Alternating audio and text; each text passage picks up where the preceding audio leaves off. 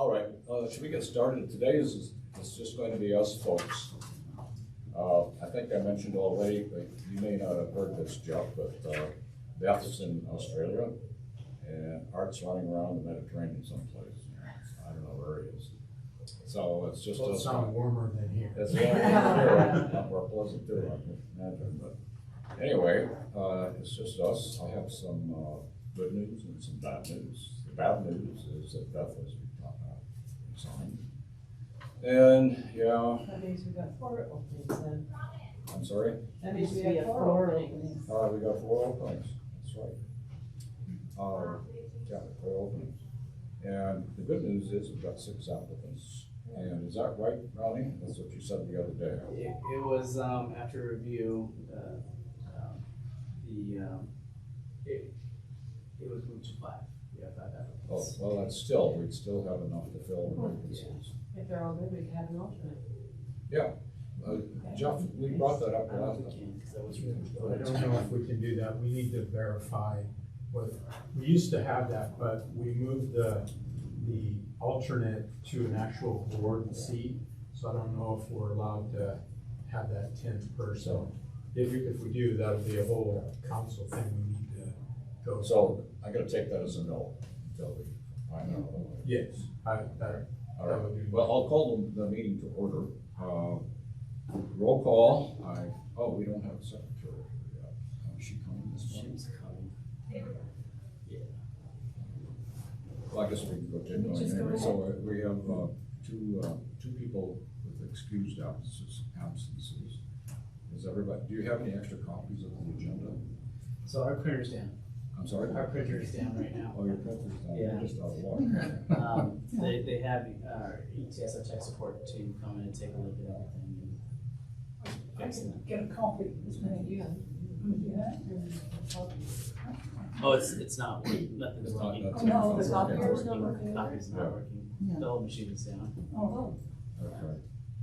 Well, we can share this if you'd like. I kind of memorized. But not the notes. No, and I didn't memorize it. You have 15 minutes to look at it. Everybody, I assume everybody's had an opportunity to review the agenda. Are there any additions to the agenda? Excuse me. I have one I would like to add under new business, item C, the election of a secretary. That'll only take a couple of minutes. But I think we need to talk about that. All right, that's the only addition. Okay, I'll have a motion to accept the agenda. So moved. Second, Lonnie. All right, all those in favor say aye. Aye. All right. Public, do you have anything you wanted to say this morning? No, but thank you for asking. No, all right. Board goals. So did we do the minutes? I'm sorry? Oh, the agenda, where's the agenda? Did we approve? Oh, the minutes, sorry, it was okay. I always miss the minutes. Are there any corrections or additions to the minutes? I have some thoughts. So I'm thinking that when we do this, that under the roll call thing, that we also need to have a thing that says excused, and then Dave Brenner would have been on that last time, right? Yeah. So like this time it would be Beth and Art Okay, that we need to, and then that way it accounts for the board members. yes. If they're not here, then they are. I did notice that. Yeah. That's a good point. And then the other thing, because I'm assuming that you were not on Zoom last time. I was not. Okay, so there's a couple of places where the minutes lists Dave's name. And I think really it probably should have been Art or Jeff. Okay, And one of them is C under outreach update, and the other one is B under items from the board. Other than that, Is that C and B? C, and under reports,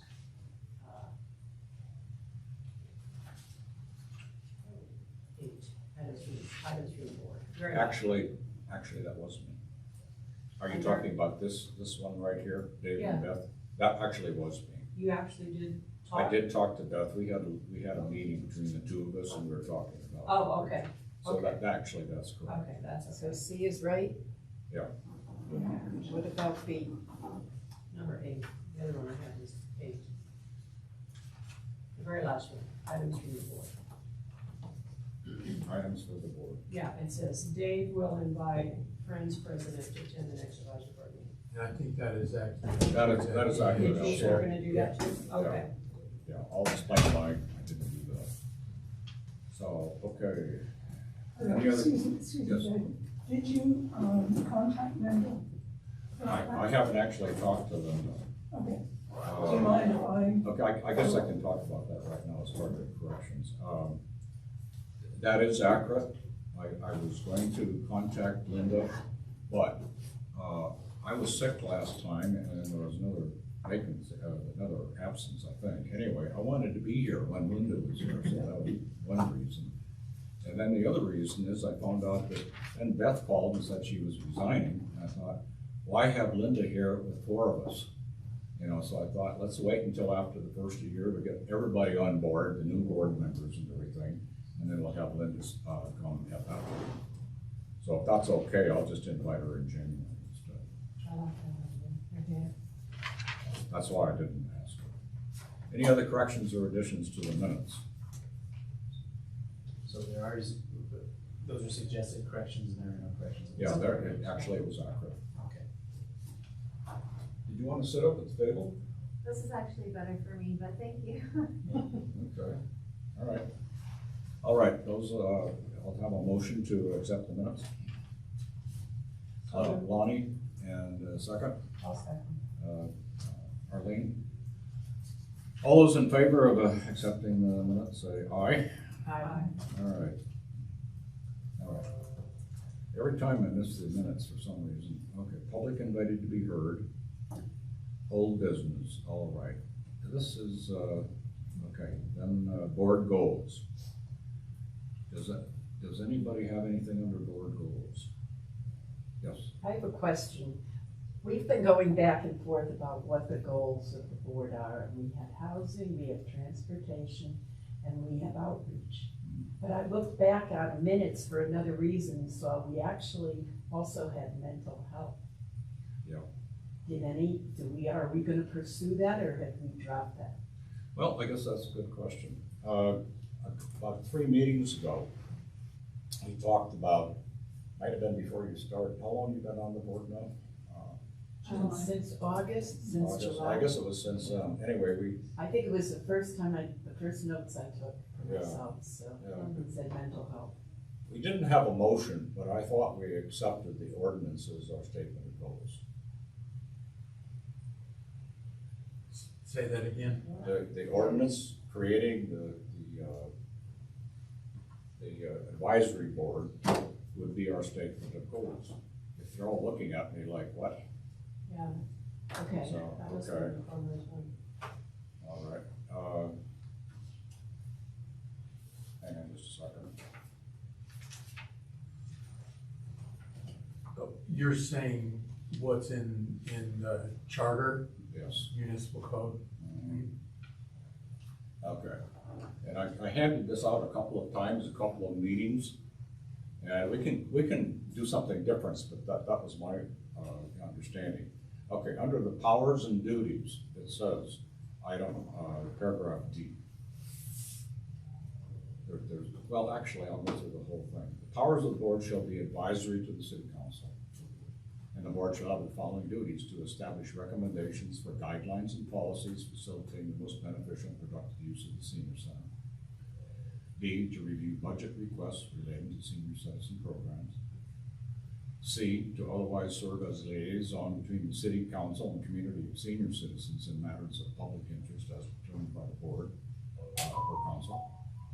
And then, to me, this is the big thing: to report annually in writing to the city council concerning the operation of the senior center and relating to matters of current participation at the close of the calendar year, the financial aspects of the center, maintenance and condition of the facility, and any other matter deemed prudent to report on upon request of the council or the initiative of the board. And so that's what I handed out really about 2 or 3 times. And that's what I thought we could use as the statement of goals. Now, if that's not okay, fine, we can talk about that. I just have a question about, I think it's B, the thing about the finance. What is it? Review at budget requests. What exactly is that gonna entail? Because I don't know how much input we really have on the budget. Well, Well, this year, the board invited the city manager to come and talk, and we actually had a meeting over at the Lashley's train station. And he kind of summarized what he thought for my words, the state of the city and the opportunity that you all might have to get things in the budget.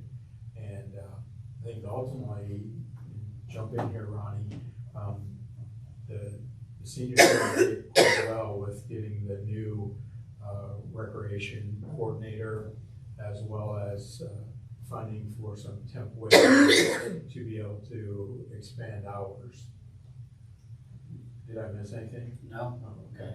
So you all did have that impact. Unfortunately, it was before Arlene and Bonnie that the two of you were on the board. That happened, I think it was at the April or that sounds May, about right, yeah. April or May meeting.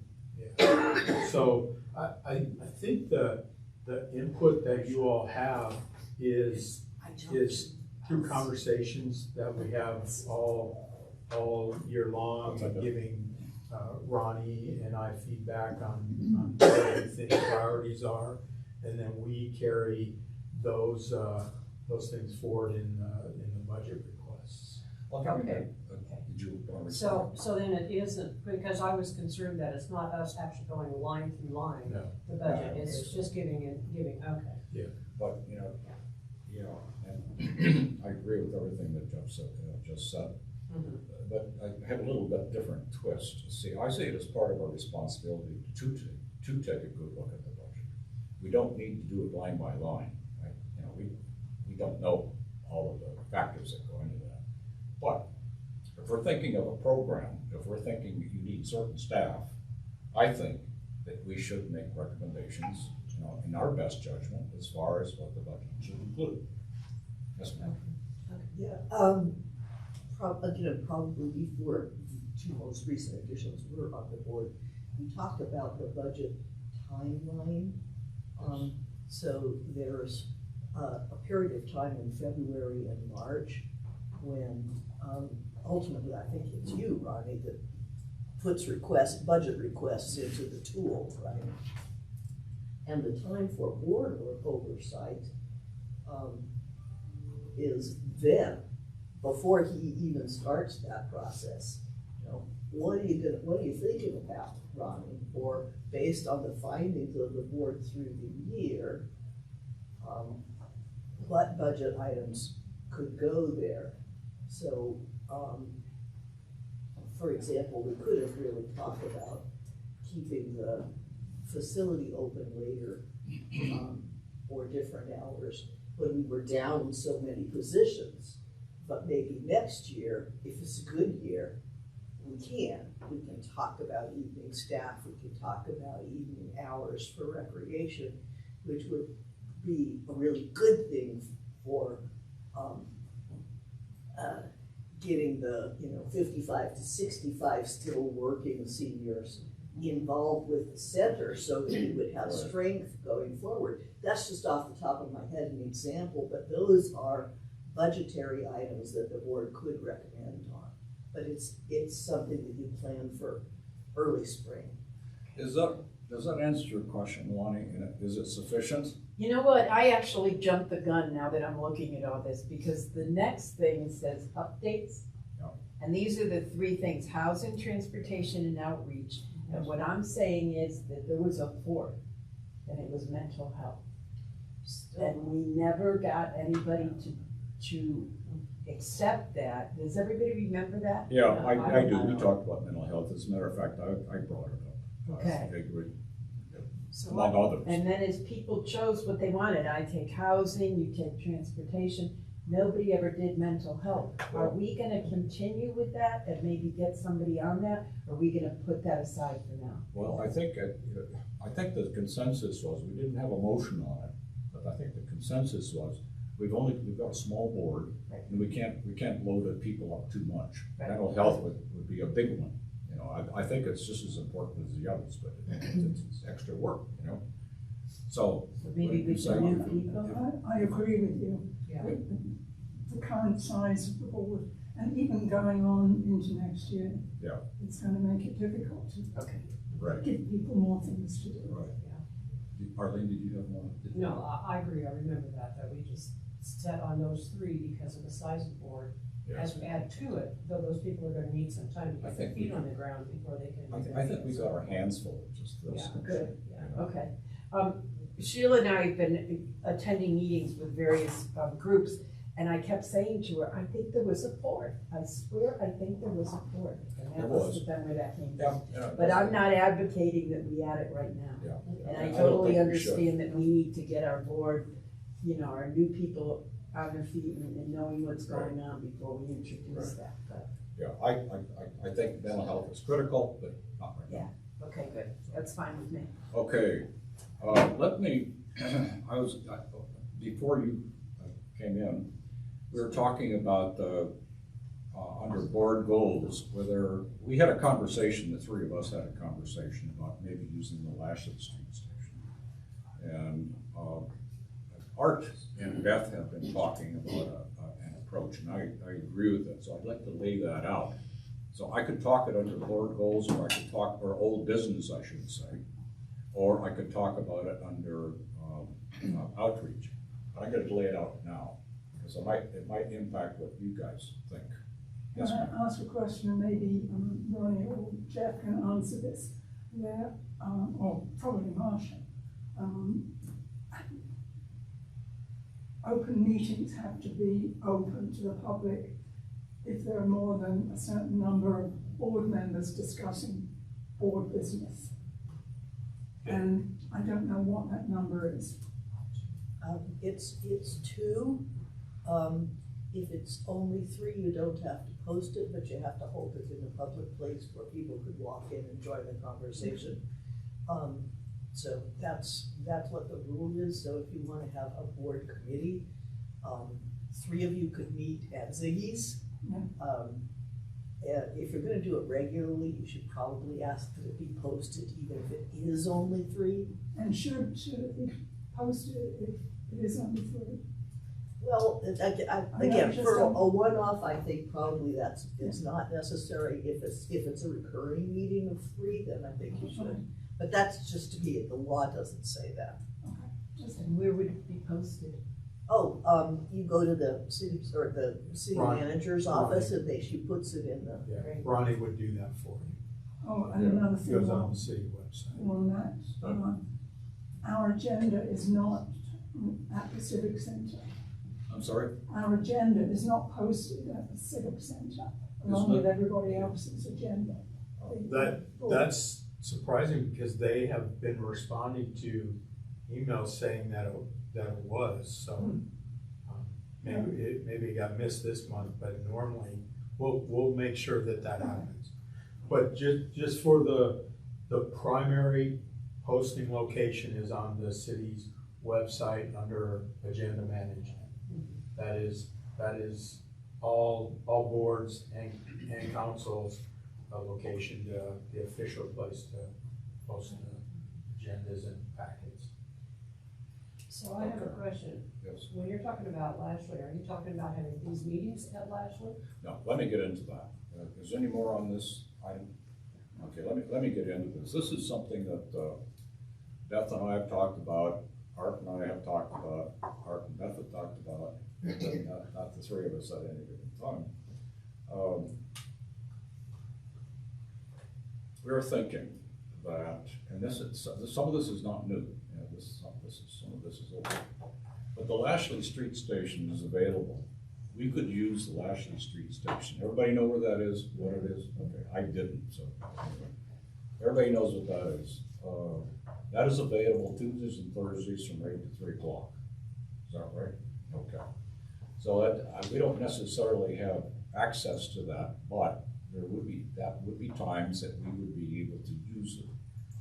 we were thinking, why couldn't we use it as kind of an outreach station? And we thought we could start by, for the Hispanic community, focusing on the Hispanic community. Doesn't have to be just them, but the focus would be on the Hispanics. That is an area of town that I understand where the Hispanics are concentrated more than other areas of town, so it's a logical site. I went over there yesterday and I just looked in the windows because it was all locked up, and I got two big conference rooms. I don't know, do they have office rooms back on the side, or is it just conference rooms? Just two, one room that can be split into two, and one. Okay, it looks like they've got a kitchenette space. down there. So it'd be just a couple of big conference rooms, but anyway, that's a start. We did talk about this last time. You did, Yeah. and that's why I'm kind of picking up from where Art left off. Art said, why don't we have a focus group? Or he didn't say, I don't think he said focus group. He said, but why don't we get some people from the Hispanic community? It's better to get them together and talk face to face than it is to talk to an individual. I think he said something like that. I thought it was a great idea. And so I talked to Art before he took off to the Mediterranean, and I think he agrees with this. And I think Beth agrees with us. She was big on using the station. And so what we could do is Art, and there's your staff member is, what's her name again? Pina? You're a volunteer, not Yes. your staff, you're a volunteer. Yep.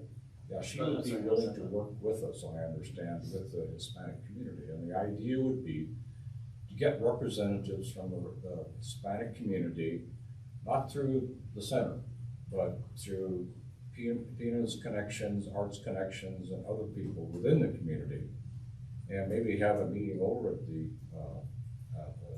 Lashley Street.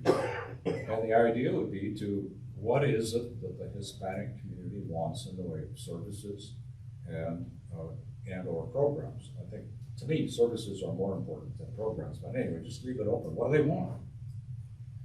And then, I don't know how long that would take, but once we do that, then we could bring that back and make some suggestions to this group as far as how we might approach that in terms of services, programs, staffing, implementation, all of those kinds of things. And if we, what I'm saying is we put together kind of a pilot project, for that purpose. And then that would be our recommendation next March to the city council, and we'd probably be good to talk to Harold about it before, so he's on board with it. And then after that, we make a recommendation to the city council, and that would be our work, as far as that particular part. And I'm thinking we could do the same kind of thing with housing, transportation, and anything else we might want to do. Anyway, that's one approach. What do you think? Yes. I have to say I find it not offensive, and this isn't directed at you, but directed at the public at large for, what do they want? As if people who are Spanish speaking or described as Hispanic by themselves or the city are just one big group. They're all the same. Well, I didn't mean it. No, I know you didn't. And I think what you're saying is generally a good idea, but I think we have to be a little more receptive of the idea that these, let's say the Hispanic or the Spanish-speaking community has as many different goals and backgrounds as we, the Anglos, the white people, do. And I think that's something that we should keep in the back of our minds when we are doing. Well, I think it's a good idea what you want, but what you suggested. But Yeah. it just is something that. Well, I didn't say at least what is your kind one? I'm sorry. What is your kind one? Lynn? Okay, so I go along with what she's saying. I guess my thing is, we talk so much about inclusion that I don't see this really as inclusion, and I'm trying to, in my mind, figure out how how we can pull the Spanish community in with us. This almost sounds like it's kind of a separate thing. How do we, and yes, they're different, sort of like we're doing with the Arapaho tribe. You know, we're trying to get in with them as far as the elders go, and I'm thinking, I think that's kind of the way we need to go, is that we need to all be, we need to learn from them, and then they, you know, they can maybe learn something from us. I know, There's a lot I of- was really influenced by Carmen. What's Carmen's last name? Anyway, she said we need to be incremental. You know, we need to take a little piece and try to, we don't have the trust or respect and all that, you know, for them to come in. And so we need to do something, a little piece at a time to gain their trust, to do something that's successful and build it that way, to build it rather than say, what do these people want? You know, you don't do that, you know. We were told this is what you want, and we're giving it to you type of thing, you know? that- Yeah. Yes. So I just wanted to hear everybody's thoughts on that piece, but we already have this already in motion. With our new position that has been funded for January, starting January, allows current staff member Valerie to focus on growing our Spanish program. So we're gonna be very intentional with that, meaning going slow, like Carmen's saying, right? So we already have a plan in place to not only grow Spanish programs, being intentional with that. So with that, having these focus groups that you're talking about, being able to survey our current Latino customers, right? Bring them to the table of, we want to grow Spanish programs, what would you like to see? What would you like to see more of? What do we not offer that we can have? And having those same conversations outside of customer, or in the Latino community, outside of those who currently come into our facility, right? That allows her to build the trust that you're talking, that Carmen was talking about. Again, these recommendations from our board are fantastic, right? But we need a staff member inside doing that work, building those relationships, building that trust, having those conversations, so we can slowly grow our Spanish programs. When I say intentional, could we easily turn around and say, okay, we're gonna offer 10 more Spanish programs? Absolutely, right? We don't know, number one, that's what their needs are. So we need her to be part of those conversations, having those meetings, okay? So that is part of our growth plan as we move into 2024. I'll say again, it's being intentional in growing our Spanish programs through those conversations and relationship building. With that, lastly, you know, it's that we do have availability there. We in 2024, starting in December actually, are moving that to our on-site location for trips.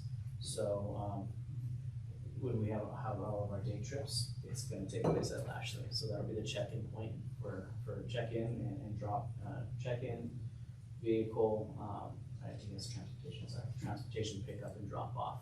So we're shifting that outside of this facility to that location. So that does identify a lot of days throughout the week, not just our Tuesdays and Thursdays that Lashley may not be available because of we're having multiple trips going out on those days. But is there still availability? Yes, right? I do want us to be careful with having these types of conversations, those focus groups, outside of our facility, because then it creates that perception of separation. And that's not my perception. That is feedback I received from some of our participants who are in some of our groups. We have a beautiful location over there with hardwood floor and mirrors. Thought it'd be good for one of our dance groups to say, hey, we got the space available, would you like to use it? And it was a sense of, why are you trying to relocate us? Do you not want us here in the facility? We've always been here. And I was like, oh, I just thought it'd be a great place to better meet your needs for your dance practice, right? So I just want to be mindful of that because, again, relationship. Right? It feels that disconnected. We're trying to move something outside of this facility. So keep in mind it is a good idea to have these conversations here in our building because it isn't. There's that sense of inclusion, right? We're in the facility, we're doing this work, we're having these conversations on how to grow programs, on how to be more equitable in our programming, how to create a better sense of equity. So I just wanted to share that, again, I wanted to hear what everyone had to say, but also know again that this is in the works, this is our plans, we've already identified it. I know you have a new outreach program coordinator starting January first. January, we're with the intent of January first, hopefully. Okay. But we are getting this position posted ASAP to try to get that. That is a program. Program coordinator, so not focusing on the outreach. So, Val, who mentioned current staff, she's gonna be shifting a lot. Once this person gets acclimated, we want her to be intentional, we want the person to feel comfortable. Our whole goal has been focusing on that manageability of workload, right? So we don't want a new person to start January 1 and dump everything on them. We want them to learn our systems, learn our structures, learn our contacts, learn our how we operate, learn our customers, learn our programs. That takes time. We want them to learn those things and then slowly shift those responsibilities over. And then that allows Valerie to, and now that those things are shifted over, focus on she'll be focusing on our volunteers and Spanish programs specifically with a small piece of things that she used to have, right? So again, shifting all of those so she can be intentional in these spaces.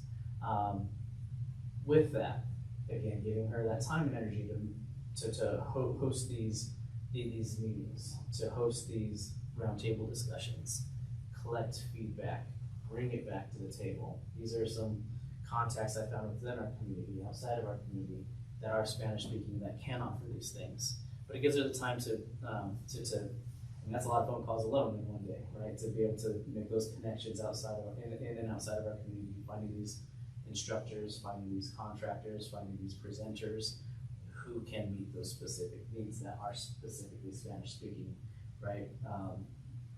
That we're not bringing somebody who's English speaking and bringing in a translator with them. And again, being intentional. So that's going to take time to build that inventory.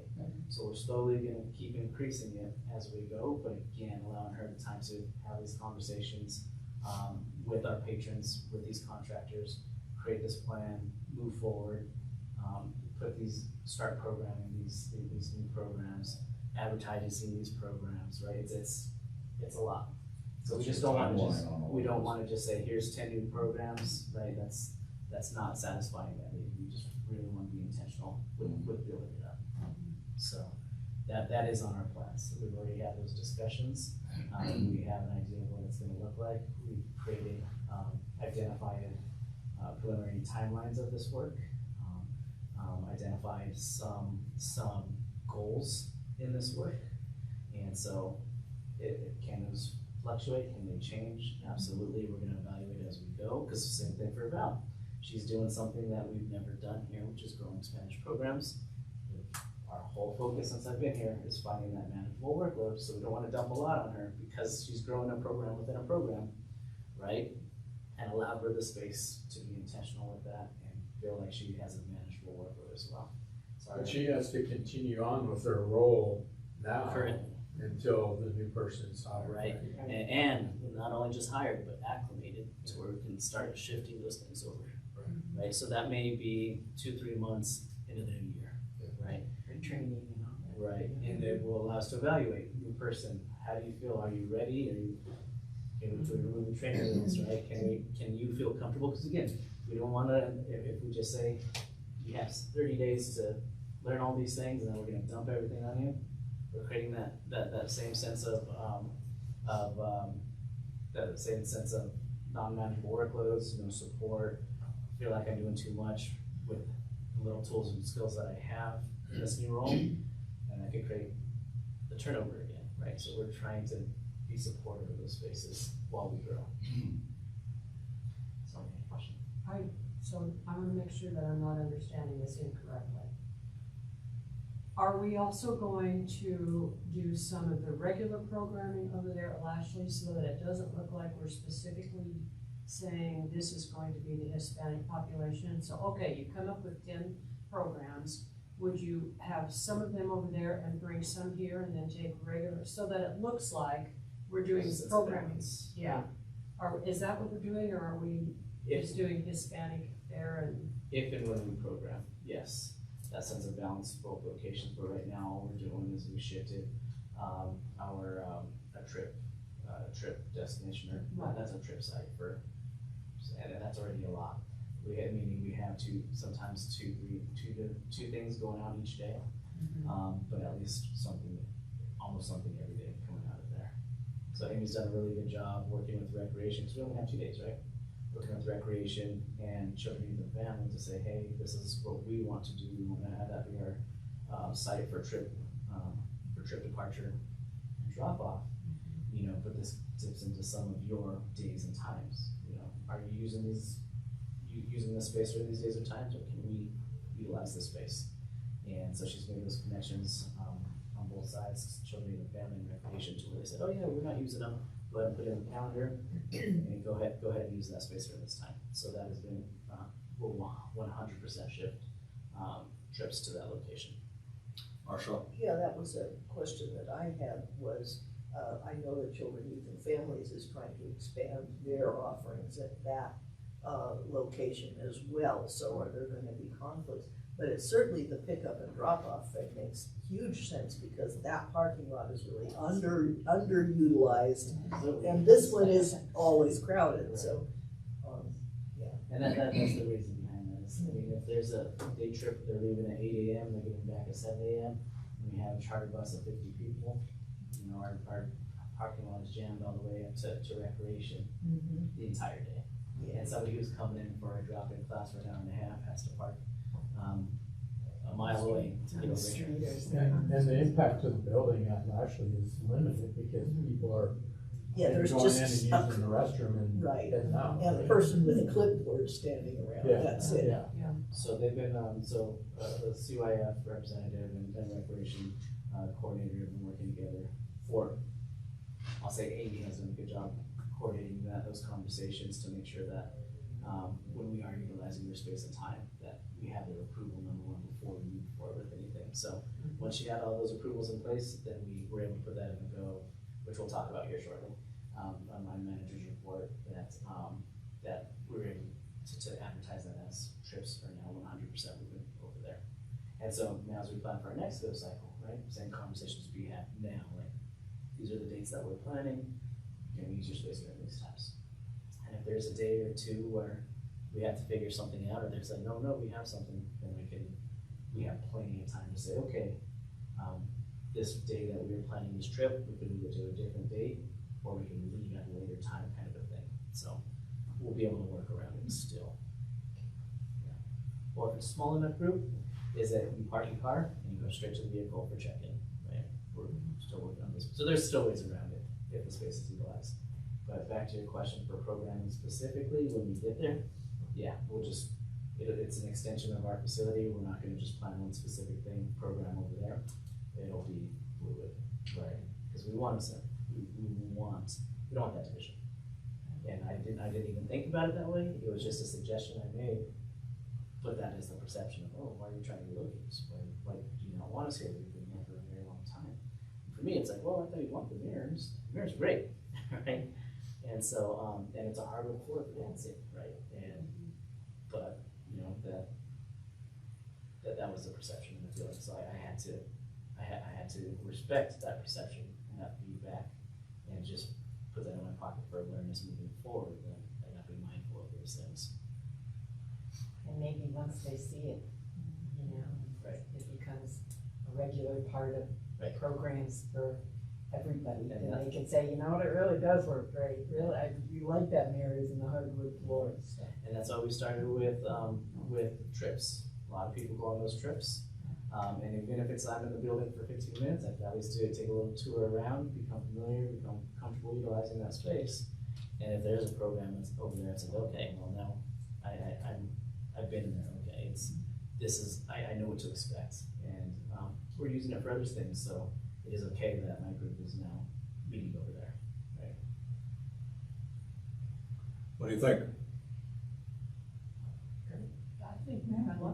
I like it a lot. And as we start getting, we've had meetings already, me and the recreation programming team have had meetings to identify everything we were just talking about.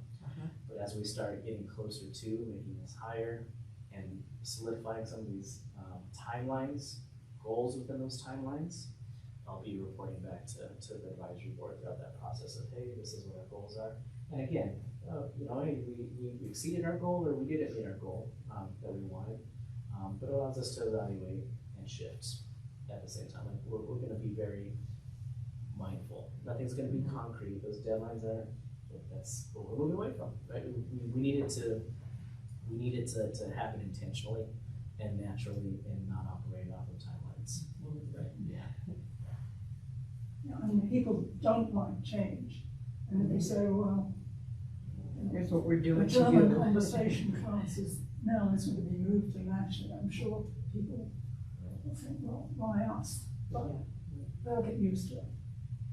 I mean, because this lovely building, we've been talking about expanding it. Well, we are expanding it to nationally. That makes sense. It's a much cheaper, a more efficient way of expanding the usage here. And when roundtable discussions take place, of course, the advisory board will be aware of that and be invited to be a part of those conversations. But again, once we start nailing down the detail of this work, it'll be presented in these meetings. It's at the forefront, and we're already thinking. Let me ask a question, or maybe it's more of an observation. When Carmen was here a few months ago, she really impressed me with her point of view and her understanding of the community. And like I said, the one word that impressed me was incrementalism. Try to do things a little bit at a time. Don't try to just do everything at once, and that made all kinds of sense to me. And Art, I wasn't at the meeting, but I did look at the video. And Art seemed to be saying, and we've had conversations too, is that part of the problem we don't have the representation of Hispanics here is because of the past history. And it's not that there's been outright discrimination or anything like that. That's not the issue at all. It's just that they don't feel comfortable. The Hispanic community doesn't feel comfortable. Because I guess there aren't enough people of similar culture around. I don't know how to say it exactly, but that's been basically the problem. And just saying, oh, we're going to have a program for Hispanics over here, it doesn't work. I mean, so that's why I think Art was saying we need to deal directly with some of the leaders, some of the contacts within the community, and I think that's where the idea of getting the group together came from, Yep. and so on. Absolutely be pulled in those conversations, right? Look at big picture. And it is true, right? Representation does matter, right? It's hard, and this is feedback that I received. It's not, if I'm going to a Spanish program taught by an English speaker, having a translator communicate with me, that's hard for me to get excited for a program I want to be a part of when that's how I'm learning, right? And I'll leave it at that. That representation does matter. Then again, it goes back to the relationship piece too as well. If I know who this presenter is, or I've been a part of some of their other presentations or programs, I'm more likely to continue going to additional things that they're programming or new opportunities because I know who that is and I know what to expect. And that trust, we're going back to the relationship piece, that trust is there, that relationship is there, it's established. So that's the feedback I got. That's why I want to be intentional, right? Finding these presenters and programmers, contractors who are Spanish speaking and don't need a translator for their work. Marcia. Yeah, I think there is still I'm sure it's not an intent, but the sound of segregationism even in terms of saying we're going to have a program for Hispanics, that's really not the way we should be thinking about it. We should talk about leadership. And because the presumption should be, well, all our programs are for anyone, and there should be no presumption that some programs are only of interest to one community. Instead, we could think about programs being led, if they are something that emerges from a particular culture, we recruit the leadership from the volunteer portion of the leadership from that community, and then invite everyone. That's a much more inclusionary way of doing it, and there's nothing separatist about recruiting a leader from a specific community. That's inclusion. So I think that just kind of gives us a different metaphor for talking about it, as well as I think it would work better. You know, I'd be more interested. Right, if somebody's communicating that out that you trust and it's been a part of them. Yeah, but I mean, you know, if you want inclusion, you want things to be of interest to multiple groups. Yes, and, sorry. Sheila. Yeah, I agree 100%, because otherwise we're going back to the days of separate but equal. And integration is what we have striven for in this country. It's been a tough road, but we're separate but equal in terms of they're over here and we're here. We've given them the same, we're all doing the same thing. Gives that impression of exclusion instead of inclusion. So Spanish programs is that what you're talking about, Spanish programs specifically? It's not creating that division, it's creating an opportunity, because I'm gonna use a generic example. If we're having somebody talking about diet and health, right? Culturally, those are two different conversations, right? An English presenter, their message on diet, of course, eating healthy is the overall message, right? But let's say they're talking about meal planning. Culturally, that's a different conversation, right? So same message, but culturally responsive to what their needs are specifically. So there's no division. It's just not. And I mean, how many? I can't. I'm not asking. Sorry. Let me rephrase that. There's so many of so many Spanish speakers that come in here that they don't speak English at all, right? Then you have the same opportunities to learn from a presenter around diet and health and have exercise classes and all of these educational opportunities that we currently offer in English. So that's the whole purpose of being intentional growing our Spanish program specifically is to meet those needs, provide the same opportunities. Okay, I'm probably the slow learner in the group here, so bear with me. So you're saying, I get the idea of separatists, you know, not doing things separately, and maybe that's not a good idea. I get that. And so you're saying the focus of the future effort should be working with the leadership of the community, key people within the community, in regards to whatever you're trying to do. Yes, right. And again, it's the whole purpose of the focus groups and finding these people within our business. We'll talk, let's use that word, leadership roles within our community that can come in and provide those educational opportunities, provide those fitness classes. All right, everybody kind of agrees with that, I think. I see nodding heads here. And so those are those examples, right? If we're talking about day trips and things like that, then that is an option for everybody. We don't need, depending on the trip, everyone's going in one direction anyway, right? We don't need a translator for that. If that makes sense. And we wouldn't define what program people would go to. They would choose the program that works best for them. Right. Not this is yours and this is yours. That would never be. And I think that's kind of, Marshall, what you were trying to say. It is, you know, another an example that sort of, I think Ronnie mentioned it, this idea of culinary programs. You don't have to necessarily identify community leaders. You can also create them. So in this community, we have a number of small ethnic grocery stores, not just Spanish. We have South Asian grocery stores that I can at least think of, and that can, you know, a program that works that way can be incredibly inclusionary, because you create the leader by inviting the store proprietor, or you know, tend to be a family business, inviting someone from the family to come talk about products and how you tell what's fresh, you know, where you get the fresh food and whether it's local and all kinds of stuff like that. You can turn it into a language, a two-way language lesson, because you can talk about the terminology and the recipes in their home language and then translate them for the non-native speakers or for native English speakers,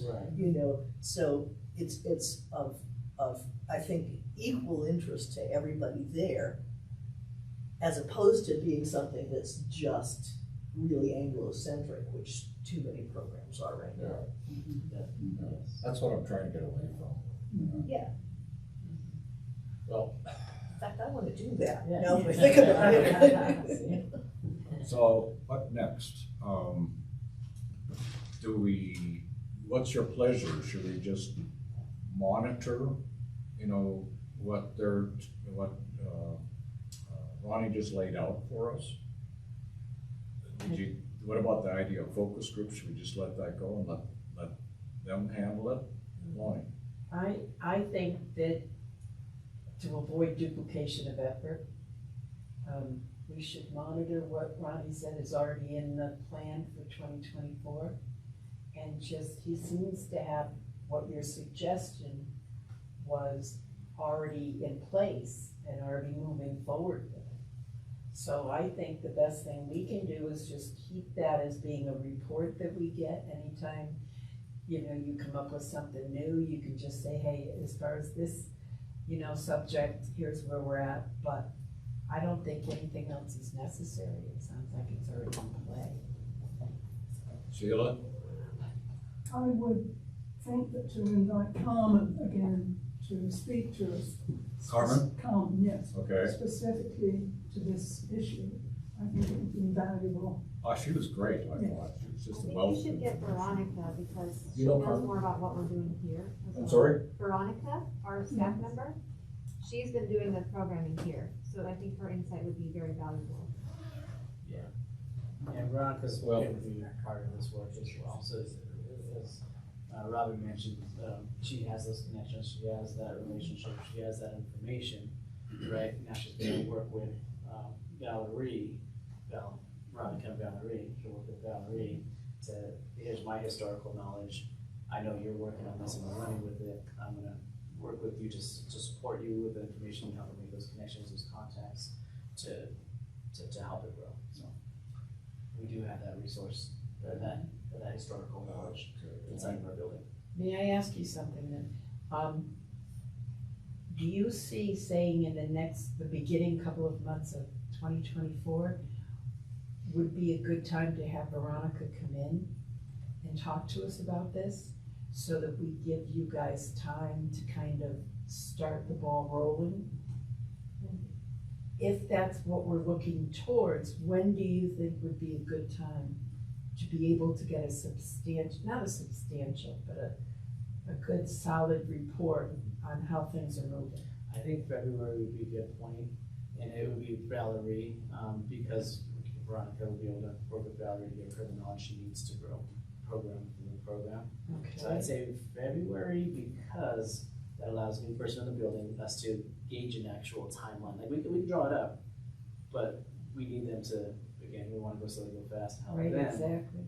become acclimated, again, have that sense of support, not feeling overwhelmed, learning at a rate that is manageable before they take over her programs, right?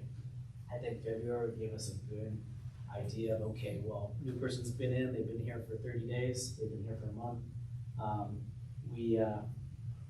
We are anticipating in end of February or early March to hand everything over to allow Valerie to be intentional in growing Spanish programs, and this is what we're envisioning. These are what we have in place, focus groups we've identified, information we've already received, conversations we've already had, and be able to give them accurate projection of timelines from there.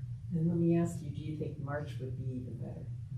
March would be, we have probably have. Well, there's no need to rush this, Right. right? There's no need for us to So want a report. February would be a good check-in point. March would be like, okay, this is where we're at and this is what we're doing. Arlene? And along those lines, I'm thinking, I don't know that we need to have a report every month, I'm thinking quarterly.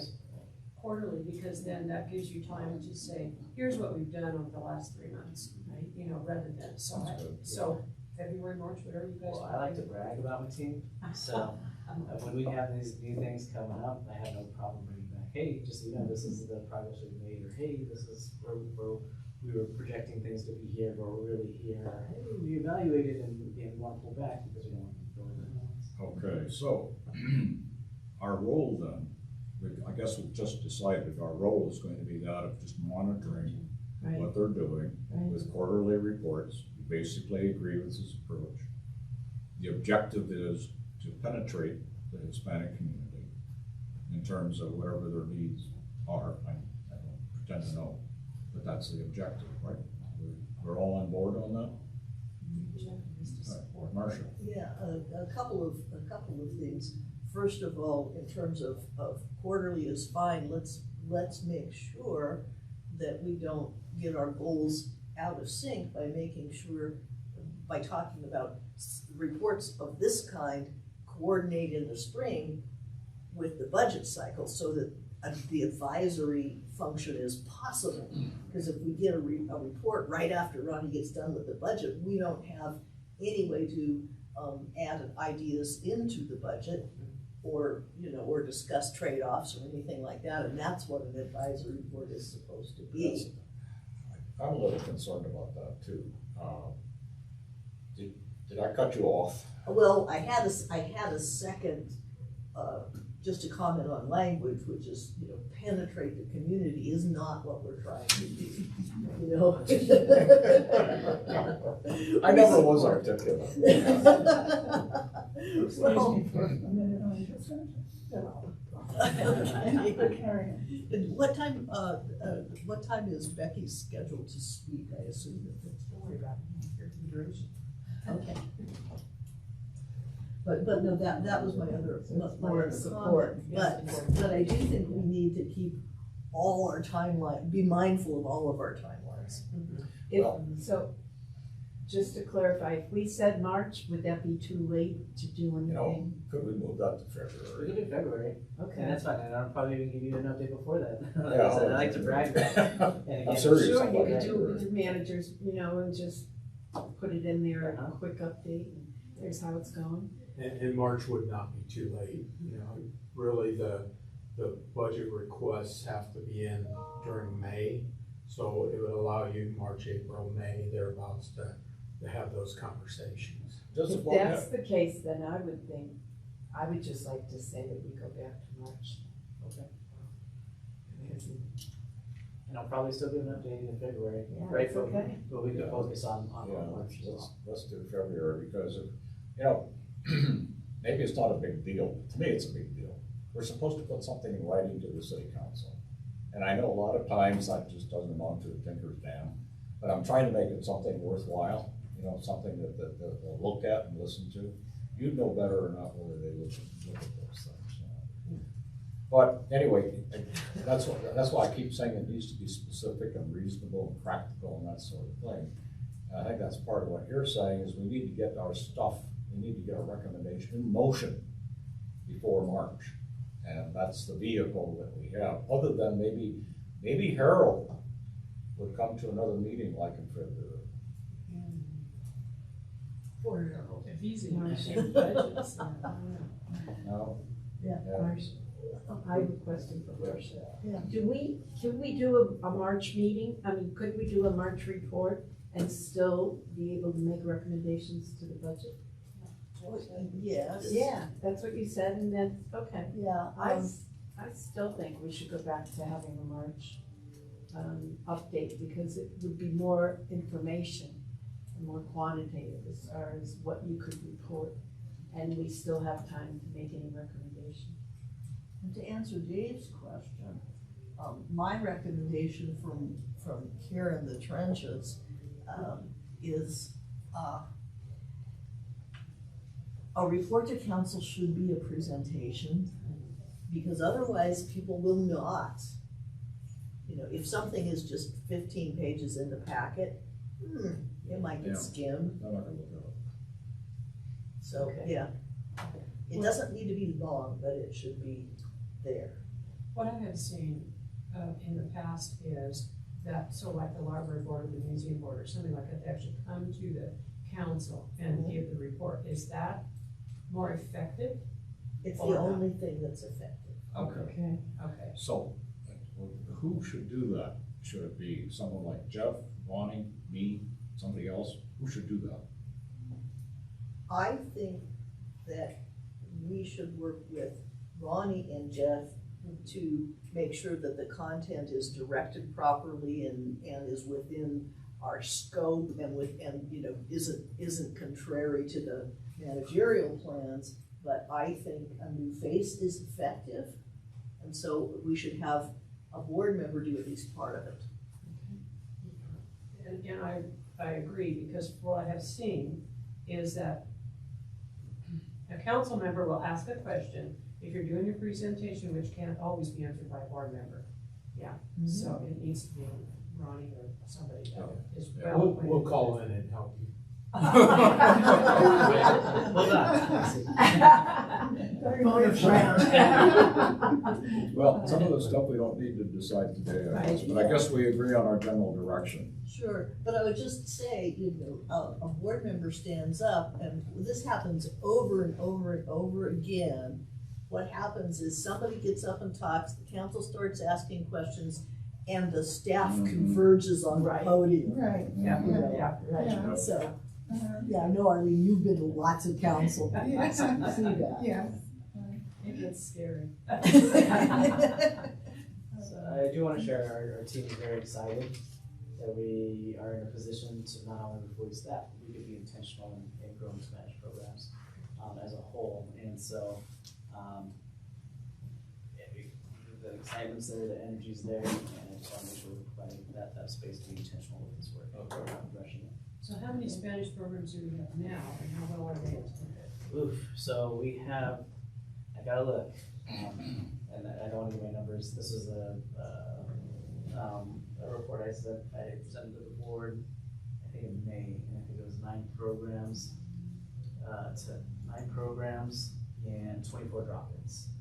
And so that was in comparison to, was it 2007, where we only grew programs by 5, Spanish programs by 5 and drop-ins doubled to 24. And but then again, looking at our standard programs, right? We went from 80 to 87, 187 in that same span of time. So again, there's definitely an inequity in our programming, and that's why we want to be intentional in growing it. Okay. Everybody okay with where we're going? Anybody want to make a motion? We don't need a motion necessarily, but do we need a motion for anything? Okay. So, February? Oh, we said March, but I can still do March. So I don't really care, I I'm just, still probably gonna share something in February. yeah. Right. March will be the identified focus point for more I was saying it's not really concrete, but more realistic timelines, right? Sure. Right, okay. More comprehensive. Right. No, we'll have a report at a future date, February, March, probably in March. All right.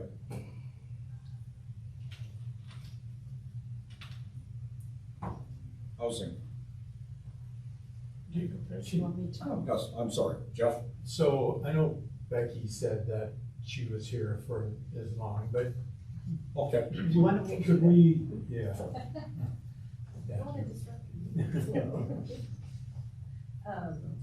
And where is it project the? Yeah, can we use that? How easy and quick is it to turn that on? I used to talk about numbers. You have to go and get a card and bring it in. So Okay. does everybody have the PowerPoint that you could refer to right now? Is this the survey? That's Yeah. the one. Oh, yeah. Okay, Okay. yes. So they at least can see it. You have it to refer to, Yeah. but I'll just kind of talk through, the results. So first of all, Becky?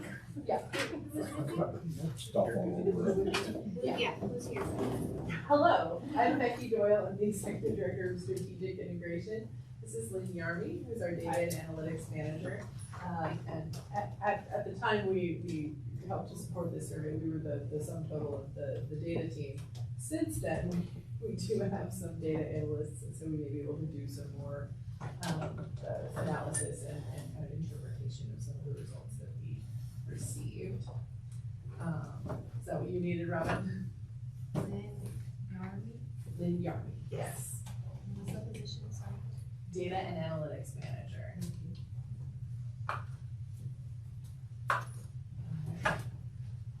So, first of all, thank you all so much for your support of the intercept surveys here. I think overall we got a really great response rate to this survey. I frankly have never seen a response rate quite this high to a survey of this nature. Really, was that good? Yes, yeah, I think. Yeah, I was very impressed with the numbers. Yeah, what did we end up at, like 900? Yeah, it's close to 1,000. Yeah, so it's really great, and I think that really speaks to, you know, the strength of the community and, you know, your help in doing some of that legwork. We did also try something new in this, where we also, we did a mailed component of the survey, which like usually helps get a more statistically representative sample. In this case, we did not see great results from the survey. So that's gonna help us, I think, as we think about how best to gather feedback from, you know, especially communities of particular interest. You know, that mailed survey was bilingual. I think we got a total of what, like 10 surveys back in the mail. 2 of them were Spanish. So, you know, I think we're gonna have to reach specifically into those communities for information if we want that. So that's an interesting piece. So the very first kind of graph here in the PowerPoint is about the distribution of the responses across the age categories, and these are the age categories from the census. So on the left is what our response distribution looks like, and on the right is what that census population distribution is. We talked a little bit about this kind of on the front end of like, how do we know how representative the sample is? And as you can see, that 55 to 64 age group that we were particularly interested in is underrepresented in the sample. So what we did about that was we weighted some of the responses to account for that, to kind of make sure that we had as much of the 55 to 64 voice as we wanted to hear, as is warranted by the population. Otherwise, I think the distribution is pretty good across those age groups. So overall, great, obviously, great attendance. Part of that has to do with the fact that we did the intercept survey, but you know, the fact that we did get a lot of folks answering no to that question about whether they visited the senior center in the last 12 months leads me to believe we had some good coverage. Then what was really interesting then on slide 4 there was that distribution again between age groups, where you have that split where you, in the 65 to 74, you have, you know, that kind of 70% attending, 30% not attending, and it's almost flipped in that 55 to 64, which is, I think, something that you all had expected to see. Remember when they said about the hours? Right, but Marcia, we had to ask if that was the barrier. So then we also asked about, you know, what's bringing you in today? Obviously a lot of really wonderful programs, as you all have discussed, and those program items are really what people are coming for. They're coming for classes and workshops, they're coming for exercise and fitness. So that's helpful and I think really affirming as far as the approach that you're taking moving forward. So that's that next slide on 6, and then again on 5, and then on slide 6, again that's broken down by age group. So you can see that there's a little bit of a difference in terms of what programs people are attending. So particularly for the 55 to 64 age range, there's less attendance at the exercise and fitness. I think we could probably interpret that in a number of ways. It could be that they're using, other things, but, so this one is the reason that they're currently attending. It'll also be, I think, helpful to look at the areas of interest as we move forward. So for 55 to 64, exercise and fitness is lower than the rest of the population, and then there was, I think, slightly higher interest, or kind of uncharacteristically higher interest in special events. So as we think about kind of the life cycle of a senior center participant, seems like maybe special events are a good way to start their relationship, and then they move into other classes and programs as that continues. So I just have a question or clarification. When we're saying Meals on Wheels, does that actually mean the center's luncheon, Yes, not the Meals on Wheels? not participation in the Meals on Wheels It's program. the center. Yeah, it's Okay. why are they coming to The center. the actual center? Yes. So, And I have one more. I think you said it was slide 5 and 6 about reasons for attending. The grand total figures are different. Yes, and that is because I think the top one is weighted according to that population piece, so that we can get the ranking correct, whereas the one that's actually split out by age. This is actual. Actual. Should be. Actually, no, that's too high. Maybe I had that reversed. I will let you know. So, there's that. And then, slide 7, which is question 4, is about, ranking, that ranking of, interest in programs. So exercise and fitness is kind of the number one, highest interest, piece across the population. Followed by, drop-in activities, classes and workshops. So, I think that can, so interestingly, across the population, there's lower interest in special events, but we know if that's a good entry point for your 55 to 64s, that might kind of help target some of either the marketing or how you go about that. So definitely some things of interest here. An extension that we weren't able to get to in time for this was to do this breakdown by age groups for this.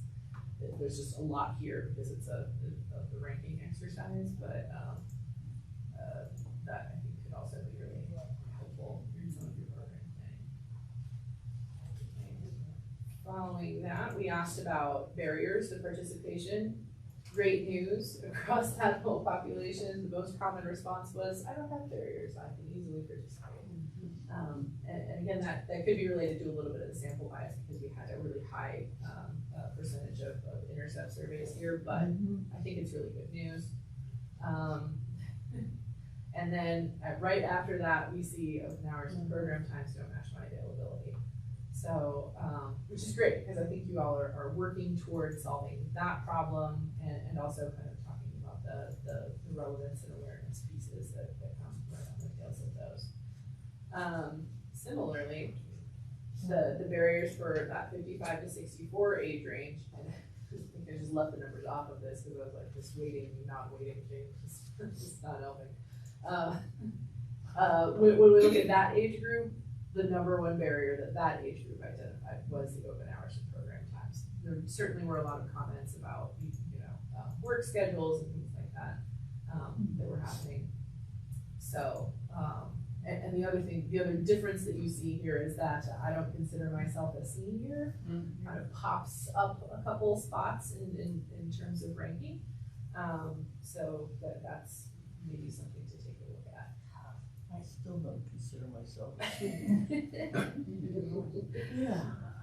Yeah. Don't worry You're- about it. you're- It'll change.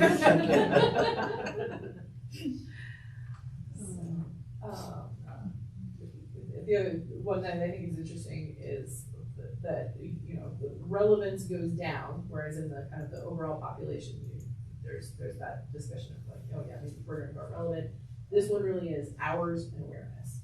And so it's how are we reaching that population in the first place, to let them know about what is available. Yeah. I would like to point out that programs aren't offered in my languages, the very bottom. So maybe we need to focus on cultural diversity rather than language diversity.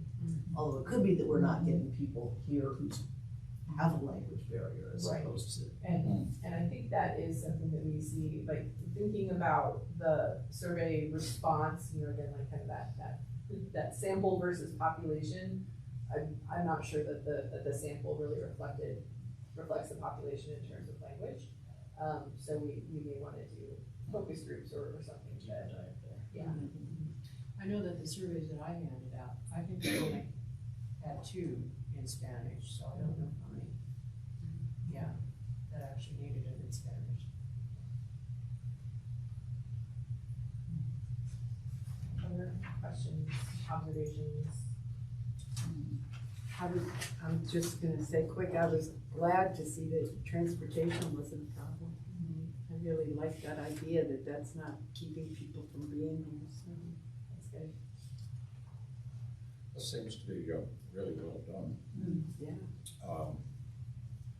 An observation is we've done a couple of short surveys. We did one about a year ago, something like that. And we did another one about 6 months ago. And the results, it wasn't as structured as well as this was by any means, but the results are similar. The kinds of things that people like, classes, workshop, exercise, they're always up there. And then like computer and technology assistance in the lower half generally. Anyway, the overall ranking is very similar between all of these, even though the surveys are quite different. That's really helpful. And we're certainly happy to help, kind of with longitudinal work if that's of interest or in focus groups. So, we got lots of folks volunteering for those focus groups, unfortunately. So we got a big group to reach out to. Any other questions? And then so the focus groups, we're pulling in the 55 to 64. Intentionally, okay. So that way we kind of start unpacking those things. Is it a combination of hour availability and programs offered? Is it there's 148 for hours, 105 for programs offered. Is it because it's programs speak to 66 and older, right? Things like that.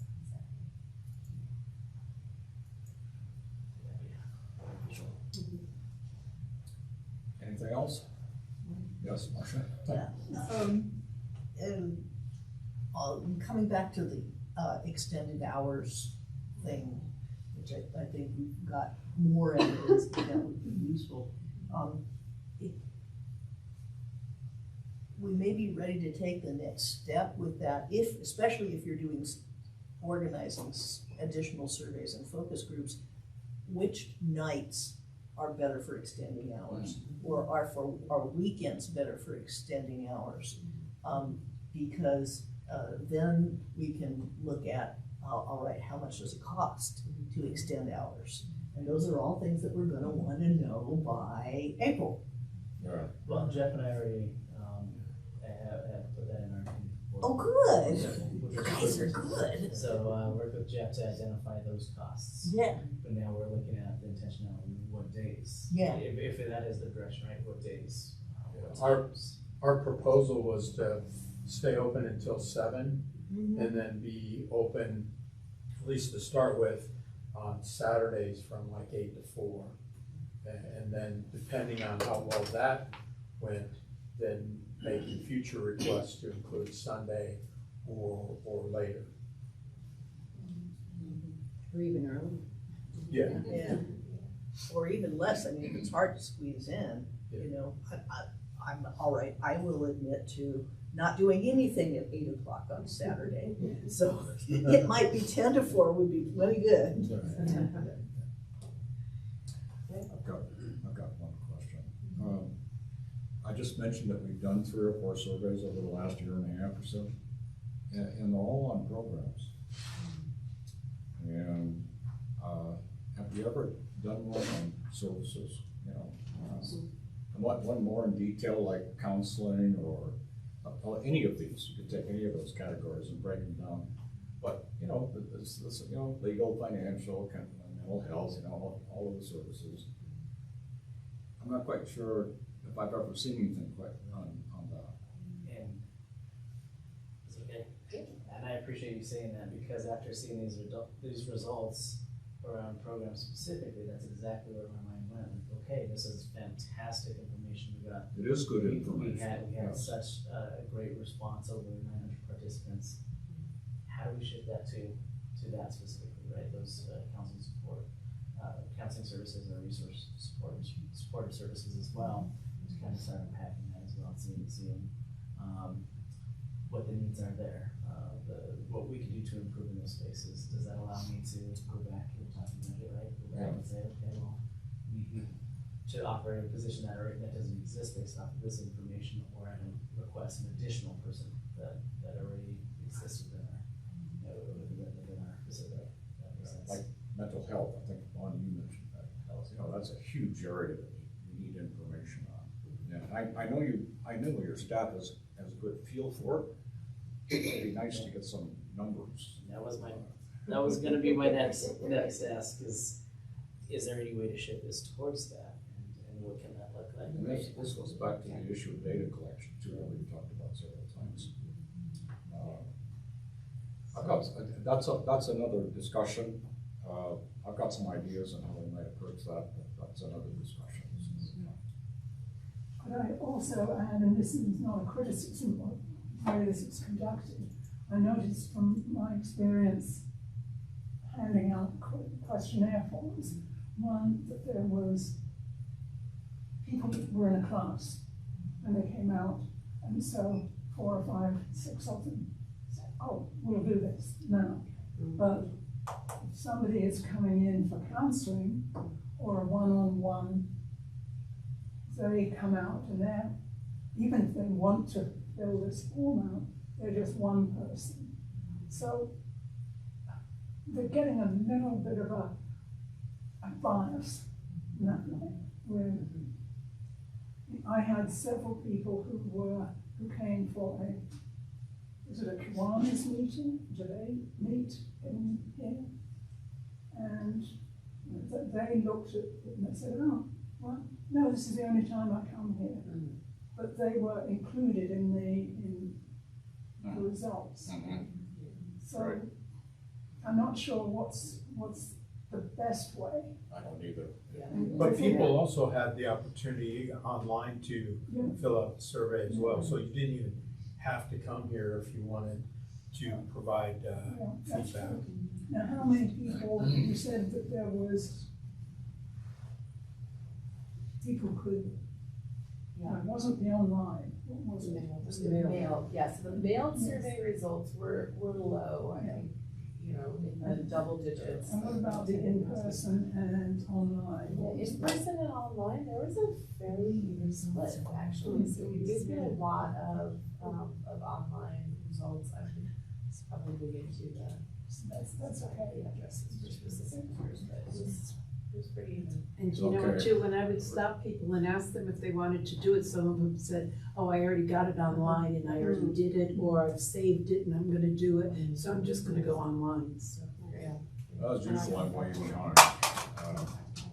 Okay. Anything else? Thank you so much. It was very good. Yes, thank you. Thank you very much. Yeah. Really like the results. And It was telling. am I reflecting the feeling of the board when I say that maybe we need information on services and detail? Yeah, we'll follow up with that. All right. Housing update. Info for those 2 slides. All right, I'll do my usual, Okay. reading from my It's very helpful. report. This is fantastic. I appreciate it. Ronnie and I, not Ronnie. Thank you. Ronnie and I have been looking at housing issues. and we've somewhat split it up right now. Longmont's population is growing at, some would say, an alarming rate, as we have now cleared the 100,000 mark. And the senior population, which is, for the purposes of this, is 55 and over, is growing at an even faster rate than the general population. 1/3 of Longmont's population today is over 55 years old. And the often cited population growth of seniors over 80 years old on 244% increase by 2050 is worth bearing in mind, even though base numbers for this projection are few and far between. Over 50% of Longmont homeowners are aged over 55, and the percentage of all seniors who are homeowners is well over 75%. All sounds very prosperous, but there are still 25% of seniors over 55 who are either renters or living in some type of assisted living facility.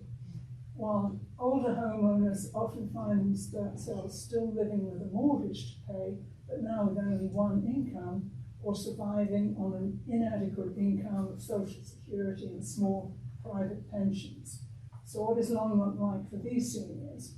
Kayleen Whaley of Longmont's Affordable Housing Program described the senior housing needs in the city as complex.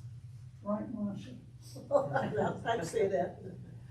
The city's down payment assistance program is popular and helpful for prospective home buyers trying to get together a down payment, and most loans fall into the zero repayment bucket.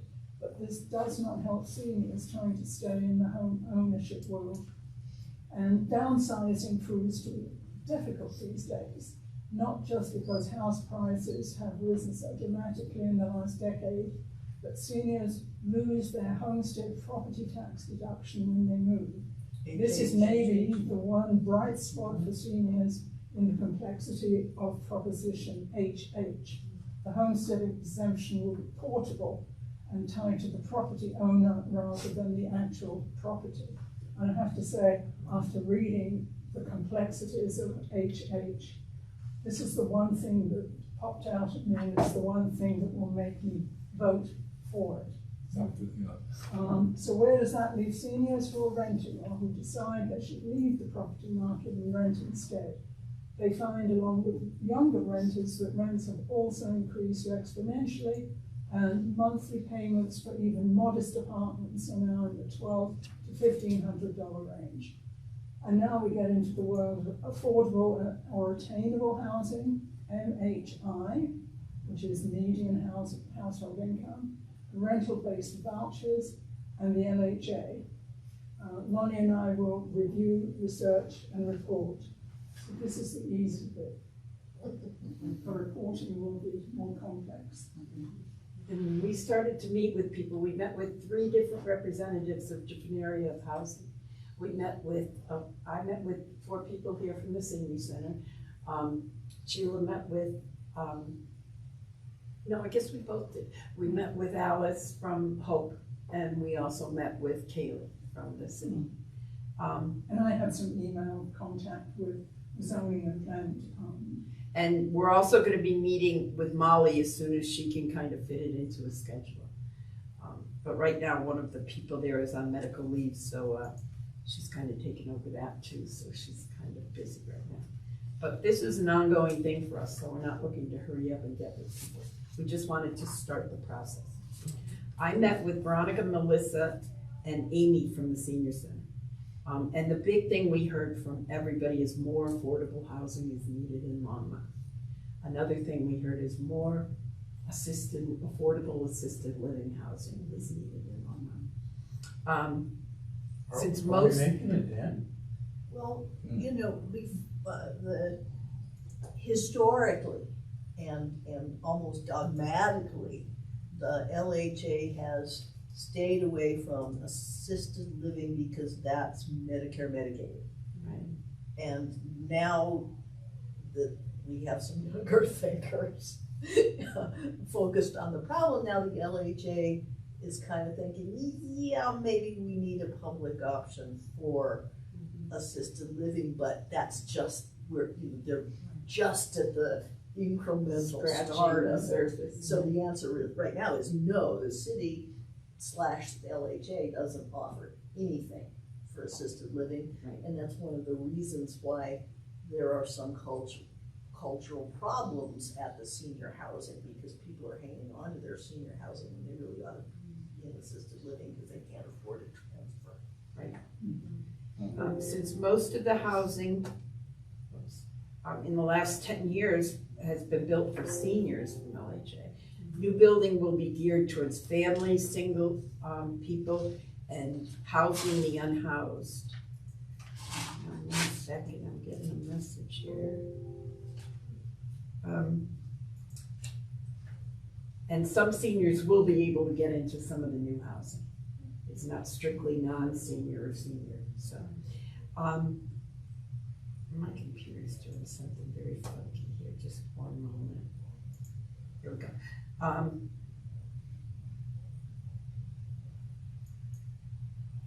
Eligibility for affordable housing is set with different tiers and based on AMI, average median income.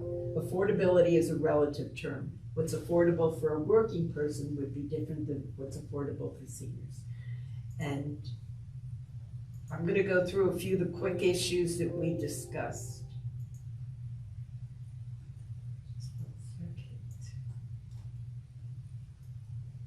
Affordable housing for seniors, people 55 to 62 years old, and the unhoused. And what they're finding is people who are 55 to 62 are also becoming a noticeable population needing housing.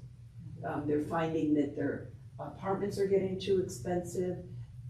Sometimes they lose a spouse, so they only have one income coming in. So it's not just seniors at 62.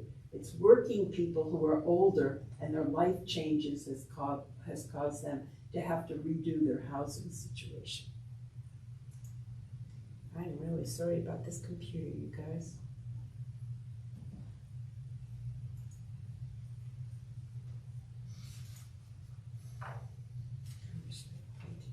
Okay, I'm going to try to remember what they said.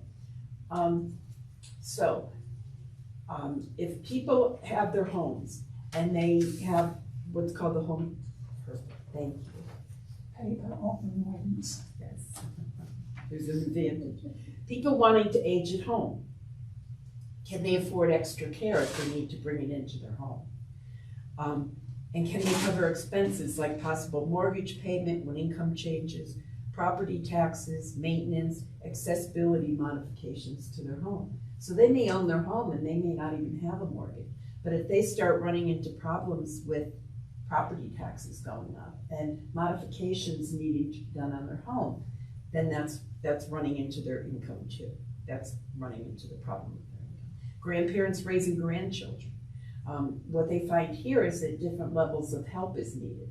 Different level of help is needed for the grandparent as opposed to the child who's living with the grandparent. Loss of spouse or partner. Loss of income and possibly needing to take over running the household. So it could be that the person who did all the chores, all the tasks in running the household passes. And then the other spouse has to take over, not only paying the bills, but making sure the taxes are paid and all that sort of thing when they're not even aware of how to do it. People renting for many years have their homes sold and they can't find affordable replacement for that. I'm going to address that at the end. Seniors who own homes and get benefits like the Homestead Act will lose them if they sell their home.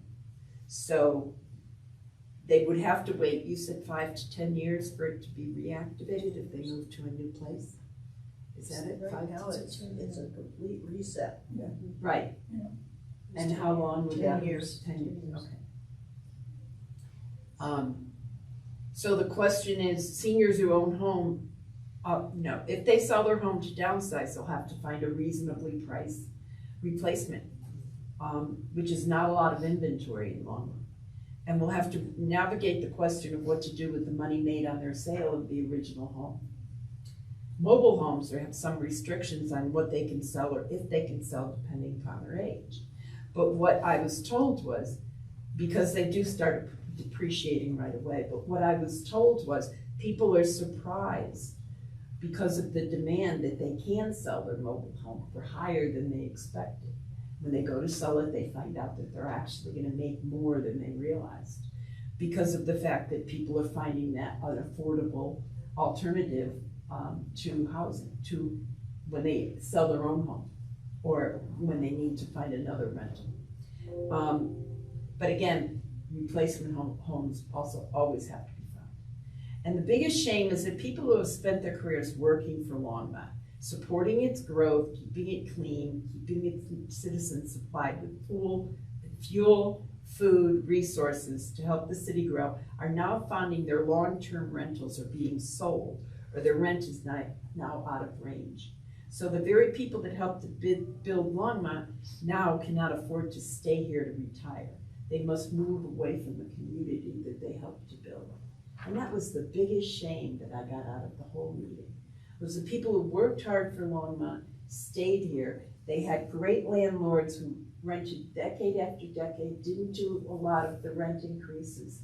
Well, the landlord passes or sells the home and everything goes in flux. You know, they don't know who's gonna own it, they don't know what's gonna be charged. The low rent is no longer an option. And they're forced to move away from the area just to retire because they can't afford to live where they worked their whole lives. So that's it, that's my report. The things that I think is critical, and it comes kind of under, I don't know that it comes so much under housing as daycare, adult daycare, because that would be a tremendous help to everybody. And right now, I think we have maybe one here in town. I don't know of any. Yeah, it's at the Lutheran Church, and it's called the Day Place or something like that. So I think that we experience that ourselves, but I think that that's something that needs to really be looked at. You know, I listened to this, and that's good information, good report. I just feel overwhelmed, you know. Tell me about it. You You said sit there and something talk to like- people. It's exactly what you Making it feel dense, I like. think you said. It's I just what can listened you to do? this, and I thought, what are we gonna do? Not just, you know, just my reaction is, I don't honestly know how much that we as a board can do in the whole scheme of things. Except, you know, direct people to the proper sources that your resource specialists are already doing that. They know the resources in the community. And so I don't know, I'm frustrated. Yes, ma'am. I think that information gathering is the value that this board brings. You know, some of those things were useful to some ideas that I've been thinking about, not just in the context of seniors particularly, but a problem, and one of the reasons that rents are going, you know, are pegging at the top of what the market will bear, is because single-family rental properties are the latest venture capital target. And so I've been thinking about policy changes that Longmont can make that would discourage corporate buyers from investing in Longmont. Now, it's illegal to just pass a statute that says outside corporate investors can't buy our houses. You know, there are federal laws that say you can't do that. But deed restrictions are a tool. And so perhaps if the city offered favored financing that came with deed restrictions, so that either local landlords or local homeowners could get money from the city to improve their property, and then if they sold the property, it would come with a deed restriction that says you have to be either owner occupied or you have to be a resident of Longmont if you're the landlord. And that's legal. So information of that sort, situational stuff that we can capitalize on to make policies that would tend to depress rents and keep things local are something that we as people who experience and talk to people who are experiencing these problems, that's a big deal. And Lonnie, I think, in your talk, you had several more points of, oh, this is a way we could stick a deed restriction to that property. Because it does not hurt a senior who wants to stay in the house to have a deed restriction. It may hurt their children, but you know what? Those kids are Throw me grown around to worry about it. Yeah. Well, Marcia, right now with affordable and attainable housing, if the place is sold, does it not have to still remain in affordable and attainable? That's what a deed restriction does. Yeah, but isn't that being looked at in some instances as they're not putting a deed restriction on some of those? Well, I'm using deed restriction a little bit loosely, first of all, so deed restriction has a really precise meaning, and there are other ways of attaching conditions to what happens to the property. So income qualification to take over, either to buy or to become the next renter. That you have to be income qualified for this amount of time. And often we call it a deed restriction because the city has a lien of some sort on it so that it comes past the administrative stuff. Because I could rent my upstairs and there's no statutory transaction at all. But if there's a lien on the property, then there is. So does that answer your question? It just seems to me that what I'm seeing is that, okay, so I bought an affordable house. I have to sell that at an affordable price, but the next person in there may not have to abide by that, may have the option to go market value at that point. So then we aren't doing affordable housing into perpetuity. We're doing affordable housing to a certain point. And then those are things I've seen talked about, and I'm just wondering, how do we keep affordable, right, and attainable in those positions? Yeah, so the city is really just dipping its toe into attainable housing, and most of our affordable housing is rental. So, that's a lot easier because it has to stay in the affordable, has to stay income qualified. It's easier with rentals. But yeah, we're now discussing that. And I don't think that there's a huge amount of settled statutes right now, and honestly, I'm not entirely sure. So if you'd like a report, then I can come back another time, but I don't have it at the top of my head. Lonnie? I just want to say too, when we've approached people to talk to them, we've let them know that we are information gathering. We just want to find out as much information as we can. And being the type of person I know I am, it's very frustrating because I can't look at something and say, okay, let's head in this direction to solve this. Let's try to figure out ways to solve this. This is such a bigger issue. Yes. We're not looking for to solve issues. We're not even looking to make recommendations. We're looking to fact find. And we're looking to put a good comprehensive list together of the things that we find are needed in Longmont, or the problems in Longmont. When I was speaking to the senior center resource specialists, they all said the same thing. They end up putting people on waiting lists. And it's very frustrating to them because they can't always get someone into a place immediately when they need one. It's very rare for them to be able to do that. They have to go through the process. And what I'm starting to think is, let's find out how we could make that process shorter. We can do something. Let's find out if there is anything. But we are fact finding, and we've told them that our idea is just to find out all the different areas of housing, not just affordable, but all the different areas of housing here in Longmont, and then be a good source of information, if nothing else. Okay. My next question is going to be, what are you planning next? You just answered the question. And Marcia, you were talking about federal restrictions on what can be done, and that was something that Kaylee at the affordable housing section said, she said there are some financial assistance programs for housing that are federal. I assume federally funded, but also under federal regulations.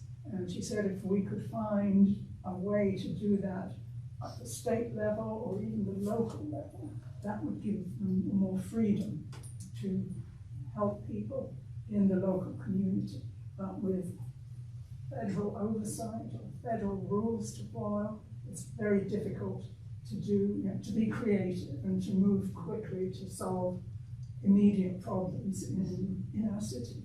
So that's something we're looking at. Okay, so we'll look forward to another report next month Sure. Yes. with your additional facts. Oh, okay. Arlene, do you have any more you want to add to last month's? Just a couple of things, I won't take long because we're running out of time. The microtransit bus, I think, is something that we still need to continue to advocate for, as far as it being available for not only seniors, but also low-income families or anybody in town, and it does need to be reasonably priced. I missed the first part. Microtransit bus, okay. And I think we're still looking at 2024 for that to start. So any way that we can, if we can advocate for the city to say, okay, you can ride for $1, you can ride for $2, or you can ride free, which would be wonderful. I think we need to advocate on that. As far as cross lights go for people trying to go across, I have noticed, and I'd never noticed this before, but I noticed it that it's all traffic stops, and then the light turns to the little person before traffic goes again. And I thought, that's kind of neat because it gives you the chance to start going across the street before traffic gets going. So I had not noticed that. Noticed that at some of the street lights. Yeah. New software. Okay. Yeah. Because that is really neat. So I've seen that. Much more user friendly. Yeah. Much Yeah. more. Street sign, of course, that's gonna be forever, I guess. The train board, of course, still, advocate for quiet zones. And getting people to city services, how can we do that? Now, I thought about something, and I thought if we could find volunteer drivers, and we could find a volunteer bus. So what this is, you guys weren't here last time.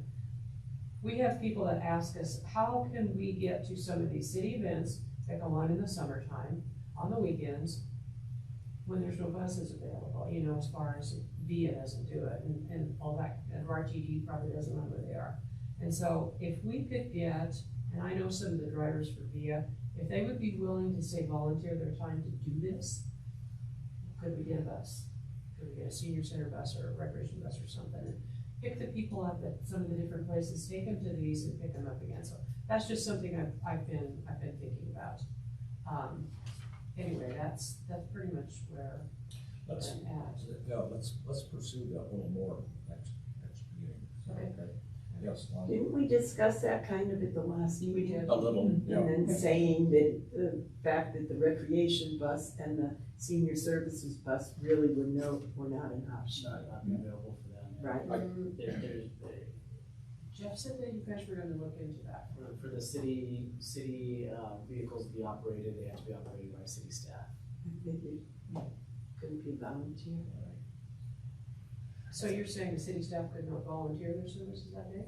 It would just have to be city staff. It couldn't be via staff members in your Right. example. Okay. It would have to be a city staff member. It's hard, to ask city staff members to volunteer their time. I figured there would be hoops to jump through to do all that. Well, you've got a lot of specific suggestions here already. We can work with. Okay. So, excuse me, David, I'm sorry, but I just.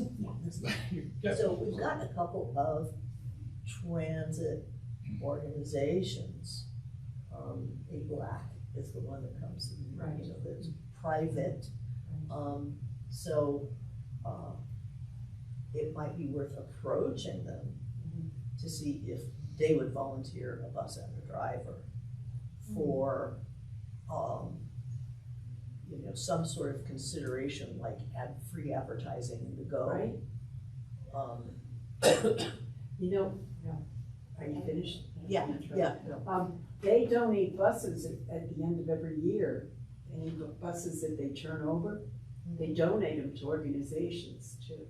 I've seen where there's a call for people to apply and to have another, you know, apply for another organization, to recommend another organization. So they are civic minded, and they are community minded, so that may be an option, right?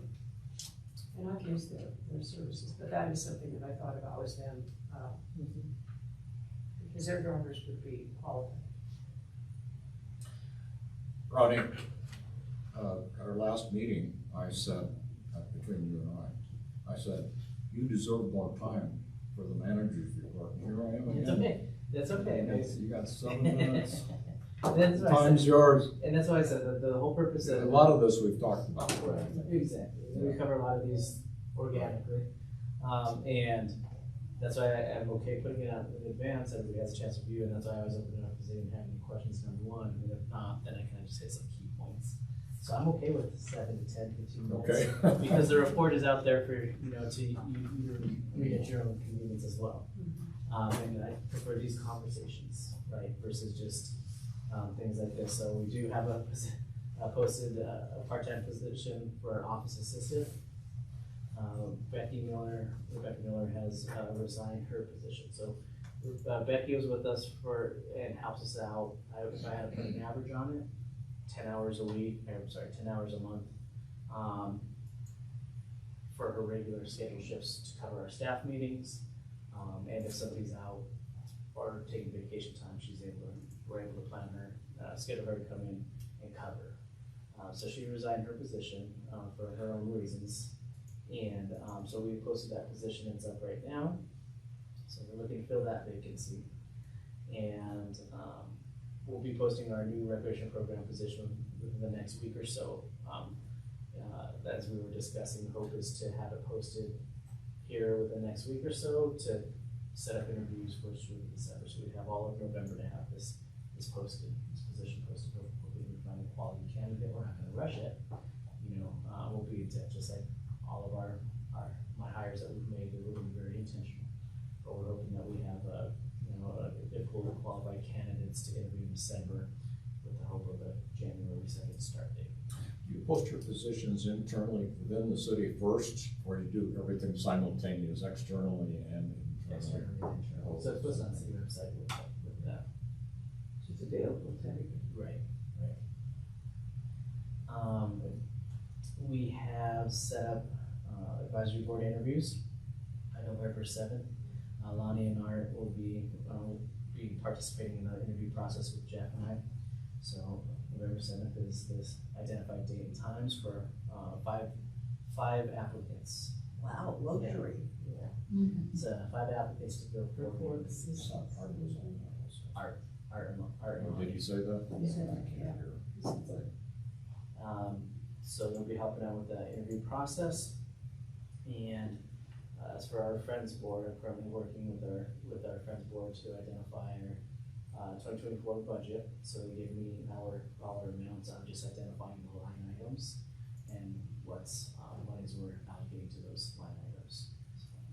So, presented that to the executive board last Friday, going to the November meeting to present to the whole board, have the whole board review, and then we'll move into December where they'll vote on finalizing that budget. Let's see. Oh, and at some point in time, we will be addressing the heat mitigation report. So we don't have that right now, but we'll be addressing that here in the near future.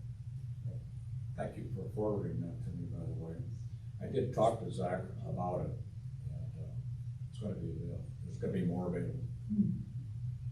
That's That was another complex and complicated. It is complicated, yes. As mentioned, we're moving, well, first of all, our new Go is out for December through February, just came out last week. A new feature that our programming team has offered in there is the addition of the walkability scale. So identifying the level of difficulty for each trip, something that has not been featured in our goals before, but it allows our patrons who are interested in these specific trips to take a look at it to see if it's based off of the amount of movement and the difficulty, if that's something that they want to register for. And so that's a really neat addition into our Go. And then also we advertised that we're moving trip check-in to Lash Street Station starting in December. Our programming team already also had the 2024 program kickoff meeting, where they started generating ideas for trips and programs for 2024. So they have a great goal of programming things that have, I mean, of course, they've done some pieces here and there. They feel that a lot of our trips have been recycled for an extended period of time, and have a goal of introducing close to, of course, taking the ones that are very popular trips. So we'll say Black Hawk trips, right? Keeping those things consistent, but close to 100% new programs for 2024. They have, through their experiences, have a plethora of great ideas that they've implemented in the past or have seen successful in different, with different organizations that they want to bring here and provide those opportunities for our center. So they're doing that work and already have generating those ideas for 2024. Again, like bragging on our team and just seeing the direction they're going and how well they work together. So a lot of fun stuff. And it's 11:59, and I will open it up if you have any questions for anything on the report.